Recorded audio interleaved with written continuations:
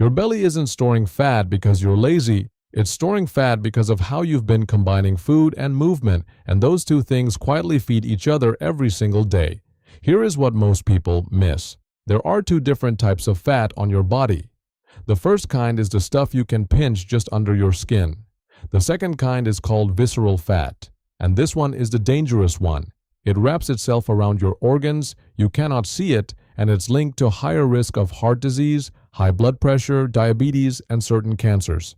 Here is the kicker though. Visceral fat tends to respond well to diet and movement. It's more readily mobilized than the fat on your hips and thighs. You just have to know what that combination looks like. Let us start with the food side because you genuinely cannot out-exercise a bad diet.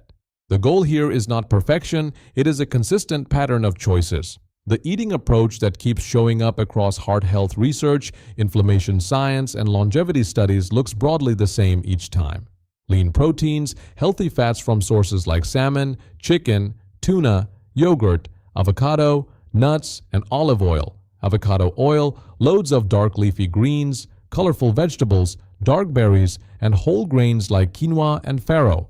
While farro is a fantastic fiber-rich upgrade from standard rice, keep in mind that it isn't gluten-free. Because it's a member of the wheat family, those with celiac disease or gluten intolerances should stick to gluten-free alternatives like wild rice or quinoa. These are the foods that show up again and again, no matter which health goal you are chasing. Now here are the two biggest dietary shifts that make the actual difference. First, slash your added sugar intake dramatically. Added sugar, especially from sugary drinks which include diet soda, is consistently linked to visceral fat accumulation and heart disease risk.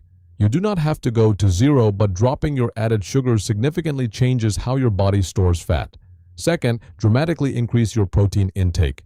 As you age and after menopause in particular, your muscles respond less efficiently to the protein you eat. That likely means you need more protein to get the same muscle-building result. This is how to calculate your daily protein goals using the protein formula that is the standard today based on modern evidence and science. Take your weight in pounds divided by 2.2 to convert into kilograms and then multiply by 1.6 to equal approximate numbers of grams per day. That is the number in grams of protein that you should strive for on a daily basis, give or take. Spread it across 3 meals. Think salmon with kale for lunch, a ground turkey bowl with pinto beans or substitute roasted vegetables like broccoli, Brussels sprouts, and cauliflower, and farro for dinner, and a high-protein cereal or oatmeal loaded with nuts and seeds for breakfast. Also increase your fiber to around 20 to 30 grams daily because higher fiber intake is associated with less visceral belly fat and it keeps you full and supports heart health. One more dietary tool worth mentioning is a simple fasting window. You do not need to do extreme intermittent fasting. Just finishing your last meal early enough to give yourself a clean 12-hour break or at minimum a 3-hour gap before bed, which for most people mainly means cutting out late-night snacking. Simple but effective.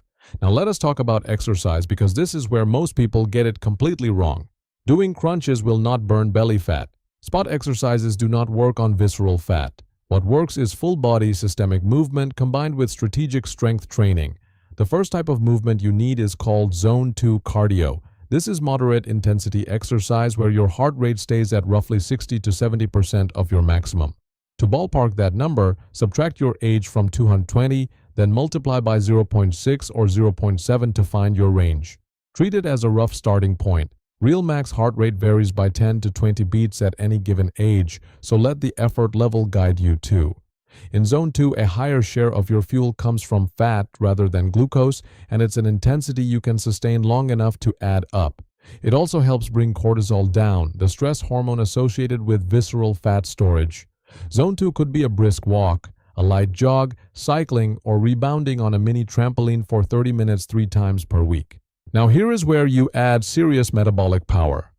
You need compound strength exercises using heavy enough weights to genuinely challenge your muscles. 3 movements that hit multiple large muscle groups simultaneously are squats, overhead presses, and dumbbell rows. Squats work your glutes, quads, hamstrings, and core all at once. Stand shoulder width apart. Lower slowly like sitting into a chair. Pause briefly, then press through your heels to stand.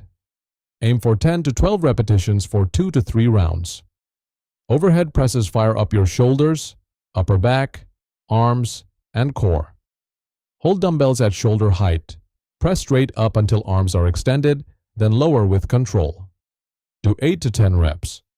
Dumbbell rows rebuild your upper back, improve posture, and add lean muscle that keeps your metabolism elevated around the clock. Hinge forward at the hips with a flat back and pull the weights up toward your waist, squeezing your shoulder blades. Do 10 reps per set. Here is what makes lifting work even harder for belly fat reduction. Lift weights that genuinely challenge you. 3 reps of something heavy does more for your muscles and metabolism than 20 reps of something light. When those weights start feeling manageable, go heavier. You can also add 20 standing jumps before your workout session. This builds bone density and fires up your metabolism right from the start. You can turn these 3 strength exercises into a quick circuit.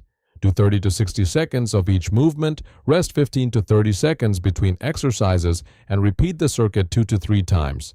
That gives you a complete full body workout in under 10 minutes on days when time is tight. Also reduce stress wherever you can. Chronic stress keeps cortisol elevated, and elevated cortisol is associated with storing more visceral fat around your midsection. Zone 2 exercise, sleep, and walking outside all help bring cortisol down. Here is the payoff for putting this all together. When you combine a high-protein, high-fiber, low-sugar eating plan with Zone 2 cardio and heavy compound strength training 3 to 4 times per week, you create the conditions your body needs to start breaking down visceral belly fat. Not tomorrow, not in a week, but consistently over weeks and months, you will notice your waistline changing, your energy improving, and your body growing stronger. Start with one small swap today. Pick a protein-heavy lunch. You can substitute the meat or fiber. Do a 20-minute walk at a pace that feels like a 5 or 6 out of 10 effort. Add some squats before bed. After a week or 2, add another lean protein to your breakfast or dinner and add strength exercises using heavy enough weights. Make a commitment to do it for 21 days and keep going. Small actions compound into big results. You only get one body. Take care of it starting right now. Drop a comment below telling me which part of this plan you are going to try first, and make sure you subscribe because there is a lot more practical guidance coming your way.